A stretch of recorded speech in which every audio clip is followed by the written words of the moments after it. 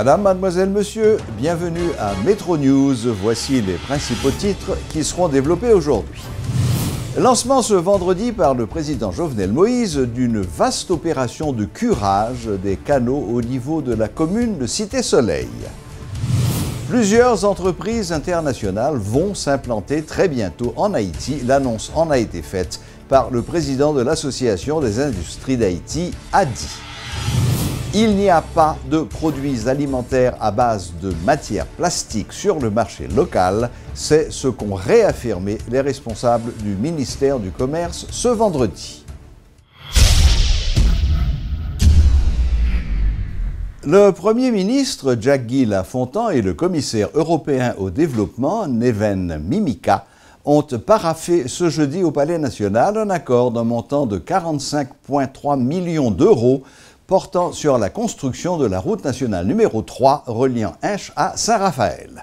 À l'issue de la cérémonie de signature, le chef du gouvernement a salué l'aide de l'Union européenne, notamment la mobilisation des fonds additionnels d'une valeur de 35 millions d'euros suite au passage de l'ouragan Matthew, ainsi que le décaissement de 14,5 millions d'euros sous forme d'appui budgétaire en vue de la consolidation de l'État haïtien. Je salue les efforts de la Commission européenne qui, dès le lendemain du passage de cet ouragan, a mobilisé des ressources additionnelles de 35 millions d'euros, dont 14,5 millions viennent d'être décaissés sous forme d'appui budgétaire.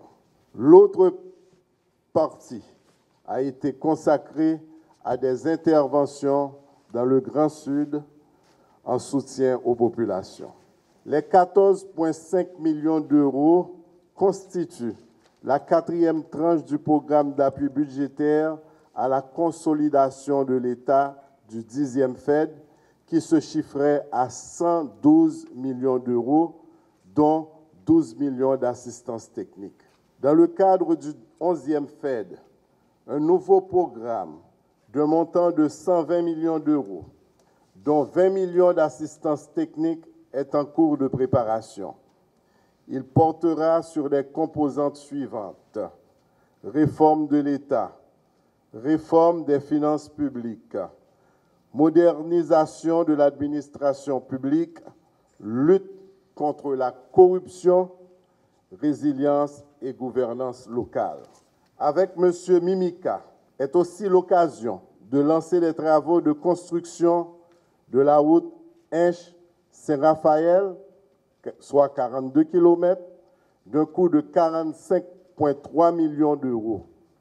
Ces travaux seront exécutés par le groupement formé par Razel Beck, qui est une firme française, et Vob et Fils, firme haïtienne.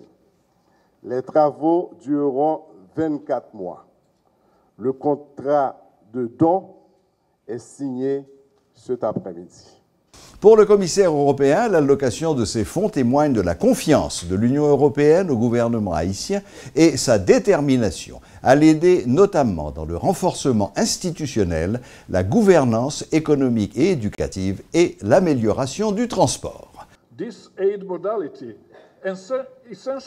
Cette modalité d'appui veut essentiellement dire qu'on transfère des fonds au Trésor public d'Haïti après que le pays ait respecté un nombre de conditions qui ont été préalablement et conjointement accordées. Ceci testifie notre détermination d'avoir confiance dans les autorités nationales et d'aider le pays à prendre ses propres responsabilités conformément à ses propres politiques au lieu de juste venir intervenir avec des actions externes. Ce paiement spécifique a été décidé suite à l'ouragan, au cyclone Matthew, et il est destiné à aider Haïti à faire face aux conséquences dévastatrices de cette catastrophe naturelle qui a causé tant de dégâts et qui a pris tant de vies, en particulier parmi ceux qui sont les plus vulnérables. Les effets sociaux, environnementaux et économiques de ce cyclone sont très sévères et continueront à faire mal au développement d'Haïti pour encore un temps. Et c'est pourquoi l'Union européenne a décidé d'ajouter ce paiement de 14,5 millions d'euros aux 88 millions d'euros qui avaient déjà été déboursés entre 2014 et 2016 pour appuyer les réformes dans les domaines de la gestion des finances publiques, la réforme de l'État et l'éducation. L'Union européenne et ses États membres sont engagés et déterminés à compléter la route nationale numéro 3 qui ira de Port-au-Prince à Cap-Haïtien. Je suis vraiment heureux de signer ce contrat aujourd'hui pour 45 millions d'euros, ce qui élève à un total de 290 millions d'euros que nous avons investi dans la construction de routes en Haïti pendant les 10 dernières années. Pour que la route nationale numéro 3 soit tout à fait opérationnelle, nous avons besoin aussi d'un engagement actif de la part des autorités nationales.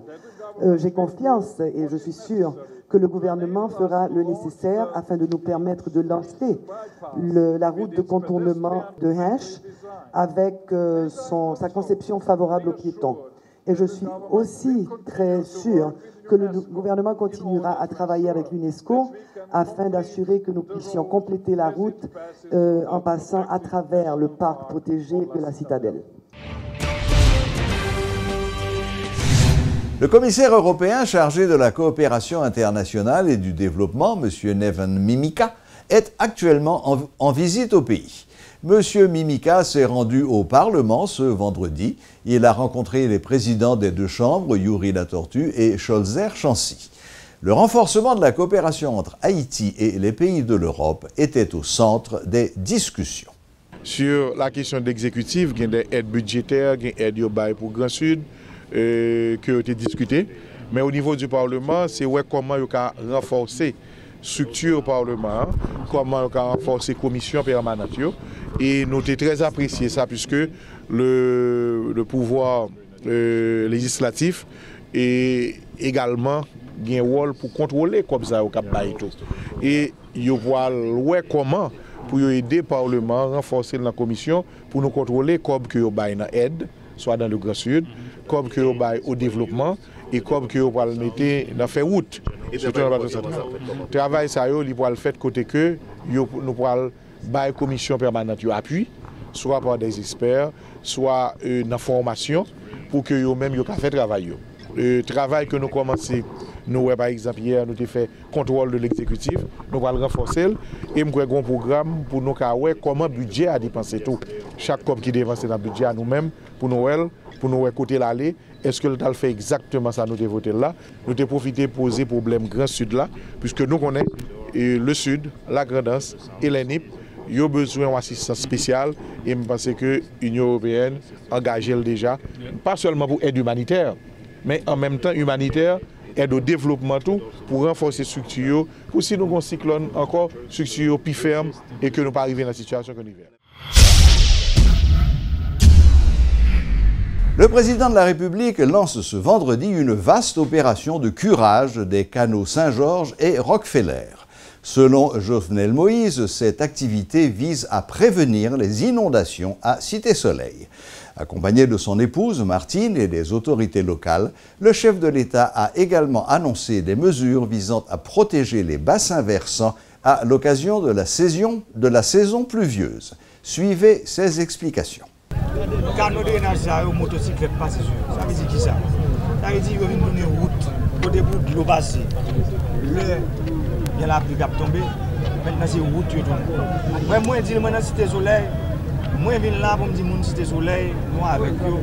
Et même si nous commençons l'opération coup de poing dans la vallée de la Tibonite avec Caravane, nous allons faire l'opération coup de poing dans la Cité Soleil à partir de week-end.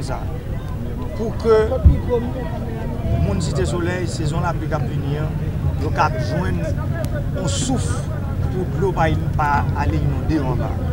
Nous connaissons que la situation est difficile, mais je demande patience, je demande collaboration, techniciens qui vont venir travailler, chauffeurs camions qui vont venir travailler toute la nuit dans la zone. Pour aider, pour encadrer, pour que le travail vienne faire, pour connaître c'est pour la population Cité Soleil. moi avec eux, j'aime toujours dire, c'est le résultat qui compte pour moi. Moi, ne pas faire partie du problème, moi, je fais partie de la solution. Nous parlons de travail pour curer tout canal pour que les gens jouent un souffle dans le problème d'inondation. Nous avons une protection bassin versant. Bassin versant, ravine, c'est eux qui boivent là. Chaque ravine qui descend là, il y a plusieurs autres petits ravines qui alimentent. Actuellement, nous travaillons avec le ministère de l'Environnement pour que le ministère de l'Environnement commence à travailler sur le monde de l'hôpital là pour permettre alluvion sur le cap descendre. Chaque temps qu'on a pu tomber, vient descendre dans la ville là pour nous commencer à travailler sur la protection. Et nous sommes clairs, nous sommes dit dans la campagne. Reboisement, c'est pour pas nous pendant 1 an. Mais nous avons commencé, mais ce n'est pas 1 an on parle le résultat. Parce que nous parlons de travail pour que le reboisement qui est un acte volontaire pour un acte obligatoire, pour que tout le monde l'école obligé de planter pieds bois. Nous commençons à travailler dans le budget rectificatif pour un COP pour que serre. Là, nous parlons de serre, nous parlons de pépinière pour commander pour une zone qui a un problème plus.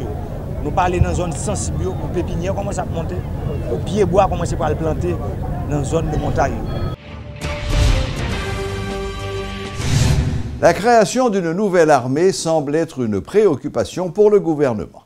Lors d'une séance de questions au Sénat, hier, le ministre de la Défense, Hervé Denis, a révélé avoir déjà lancé le processus administratif devant faciliter le recrutement de 500 nouveaux militaires.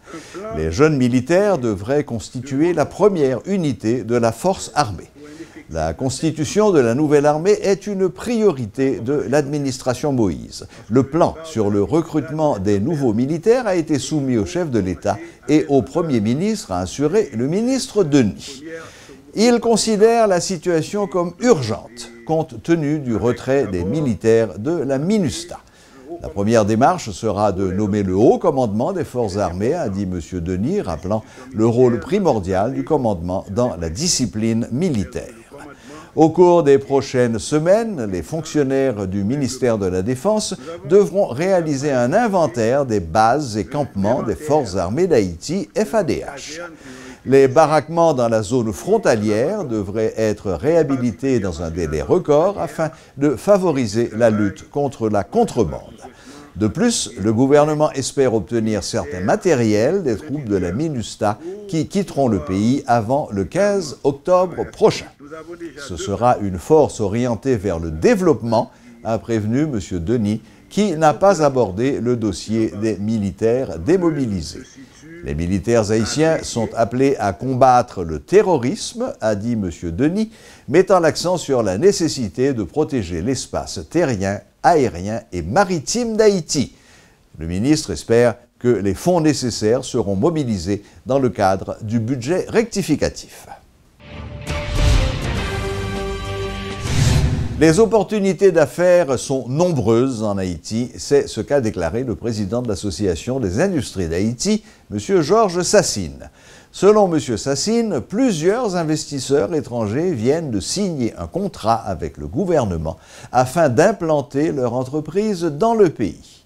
À présent, il revient à l'État haïtien de prendre toutes les dispositions pour garantir un climat de stabilité dans le pays, a fait remarquer le responsable de Port Lafiteau. Tout ça avec là, ils ont déjà signé, commencé et construit, commencé à faire là. Gagner bien sûr qui est plus avancé que d'autres.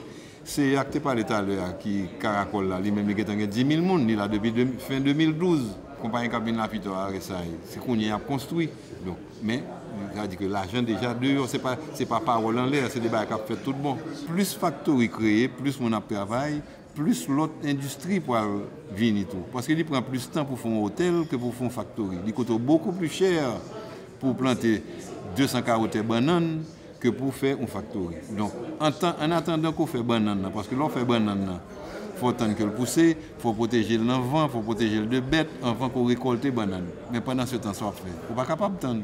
Bon, disons que nous avons essayé Open Haiti for Business. Il n'est pas open. Il est loin d'être open. Parce que Open for Business veut dire un pile bagaille, veut dire que vous avez un parfait, veut dire que vous avez des routes qui sont bonnes, vous avez lumière tout le temps, vous avez l'électricité qui n'est pas chère, vous avez sécurité, tout ça fait partie de Open.